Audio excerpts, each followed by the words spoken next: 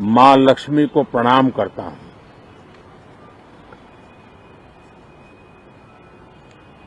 और ऐसे अवसर पर सदियों से हमारे यहां मां लक्ष्मी का पुण्य स्मरण किया जाता है। सिद्धि बुद्धि प्रदे देवी, सिद्धि बुद्धि प्रदे देवी, भुक्ति मुक्ति प्रदायिनी, भुक्ति मुक्ति प्रदायिनी, मंत्र मूर्ते सदा देवी, मंत्र मूर्ते सदा देवी, महालक्ष्मी नमोस्तुते, महालक्ष्मी नमोस्तुते। मां लक्ष्मी हमें सिद्धि और विवेक देती है, समृद्धि और कल्याण भी देती है। मैं मां लक्ष्मी से प्रार्थना करता हूं कि देश के हर गरीब एवं मध्यम वर्ग समुदाय पर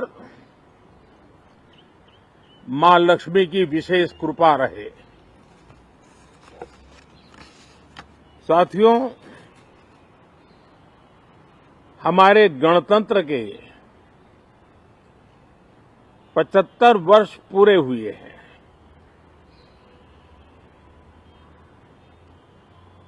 और ये हर देशवासी के लिए सर्वाधिक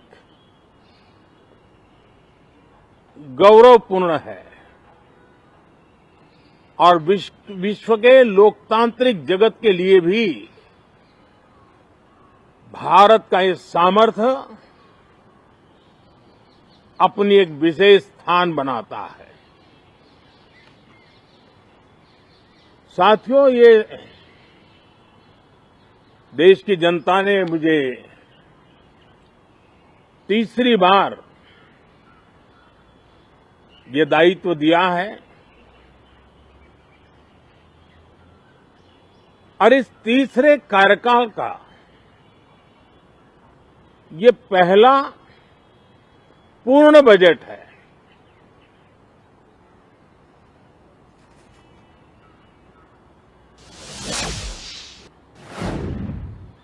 और मैं विश्वास से कह सकता हूं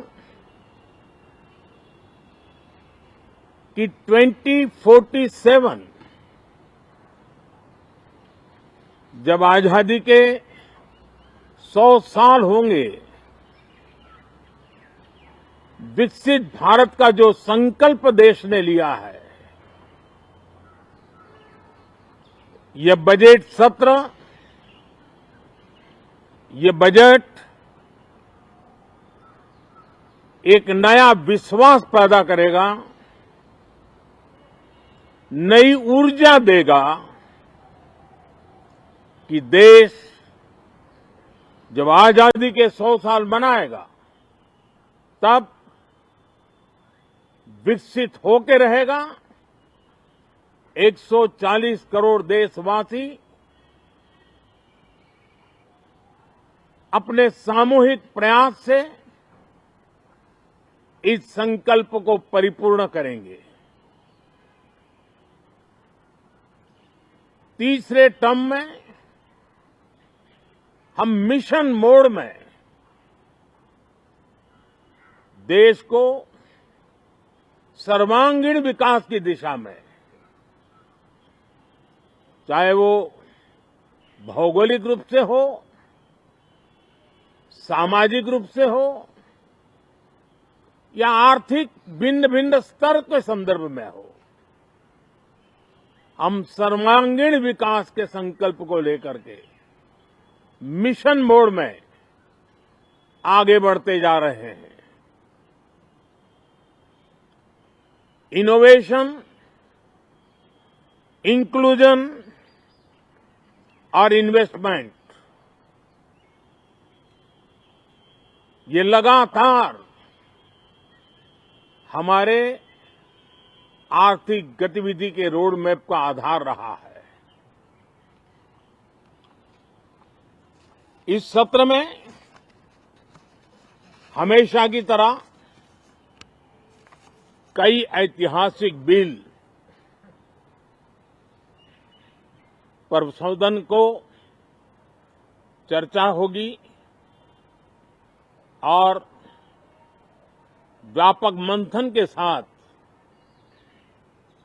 वो राष्ट्र की ताकत बढ़ाने का काम करने वाला कानून बनेंगे।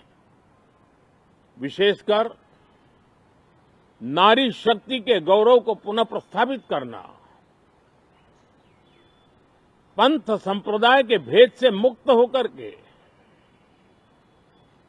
हर नारी को सम्मानपूर्ण जीवन मिले, उसको भी समान अधिकार मिले, उस दिशा में इस सत्र में कई महत्वपूर्ण निर्णय लिए जाएंगे। Reform, perform and transform.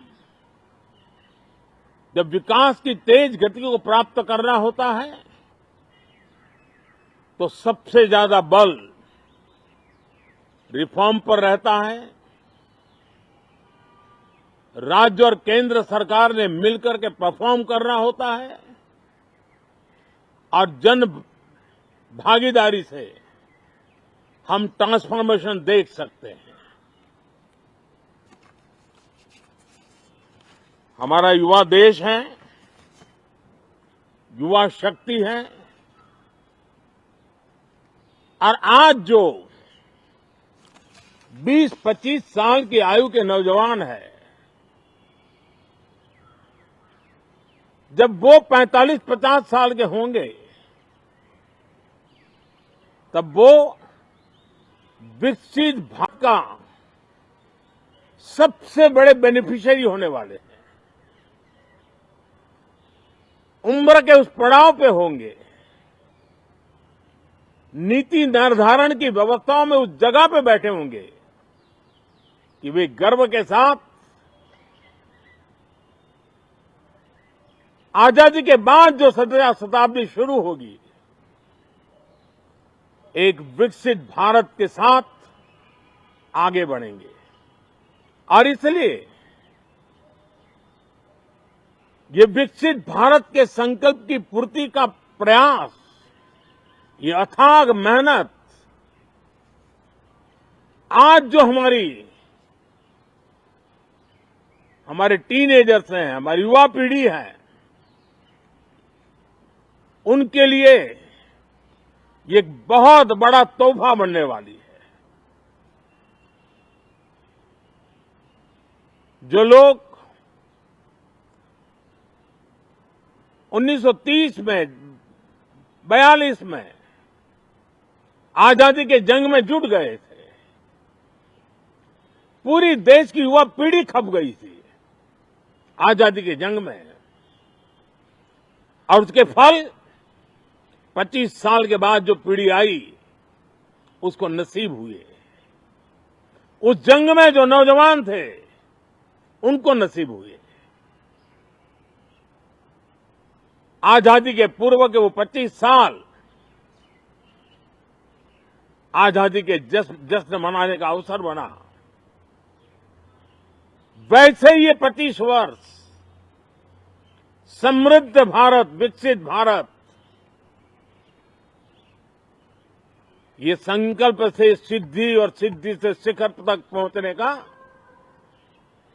देशवासियों का इरादा। और इसलिए बजट सत्र में सभी सांसद विकसित भारत को मजबूती देने के लिए अपना योगदान देंगे। विशेष करके जो युवा सांसद है उनके लिए तो सुनहरा अवसर है, क्योंकि वो आज सदन में जितनी जागरूकता, जितनी भागीदारी बढ़ाएंगे और विकसित भारत के जो फल है वो तो उनकी नजर के सामने देखने को मिलने वाले हैं। और इसलिए युवा सांसदों के लिए एक अनमोल अवसर है। साथियों, मैं आशा करता हूं कि हम देश की आशा आकांक्षाओं के इस बजट सत्र में खरे उतरेंगे। साथियों, आज एक बात आपने जरूर नोट की होगी, मीडिया के लोगों ने तो जरूर करनी चाहिए। शायद 2014 से लेकर अब तक शायद ये पहला पार्लियामेंट का सत्र है कि जिसके एक दो दिन पहले कोई विदेशी चिंगारी नहीं प्रगटी है। विदेश में से आग लगाने की कोशिश रही हुई है।